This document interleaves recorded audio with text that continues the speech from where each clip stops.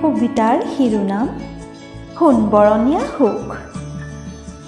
কবি যুগললোচন দাস।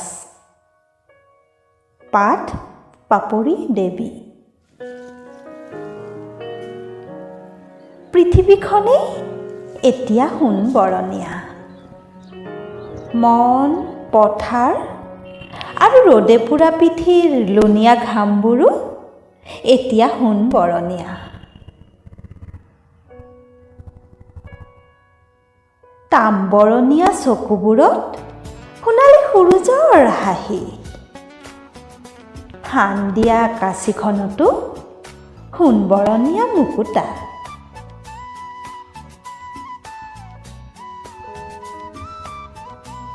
আঘোণৰ আকাশত শীতৰ উৰণি টনা বেলিটিৰ উমাল ৰ'দখিনিও এতিয়া সোণবৰণীয়া।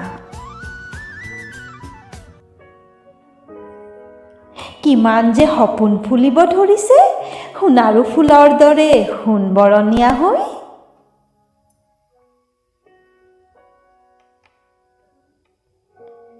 কবিৰ কবিতাবোৰো সোণবৰণীয়া।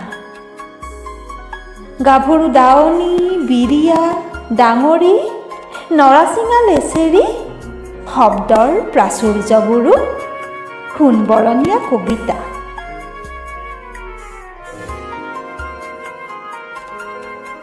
বিস্তীৰ্ণ দিগন্ত প্ৰসাৰী চিকমিকনি সোণগুটিৰ।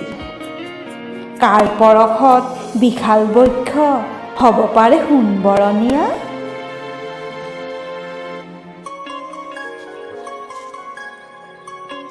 শাওনৰ কোবাল নৈখন এতিয়া শান্ত সমাহিত। সোণবৰণীয়া দুয়োটা পাৰ, জলধিত কপে প্ৰতিবিম্ব।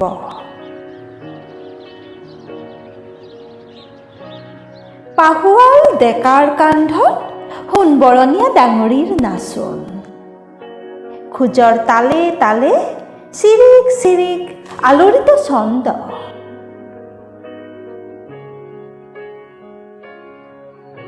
আঘোণৰ পথাৰতে উৰ্বৰা দুটি দেহ। আসন্ন গোন্ধ কেঁচা মাহ হালধিৰ। একাত্ম একাকাৰ দেহত সোণবৰণীয়া বোল। মিলন মাধুৰীৰ ৰাগত সোণবৰণীয়া সুৰ।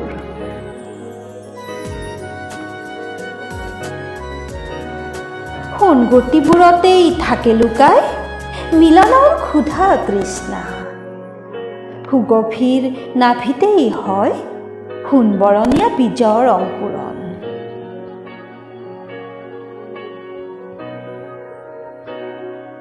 আকাশ বতাহত মাথো সোণবৰণীয়া সুবাস। পদূলিত লখিমীৰ অপেক্ষা অধীৰ।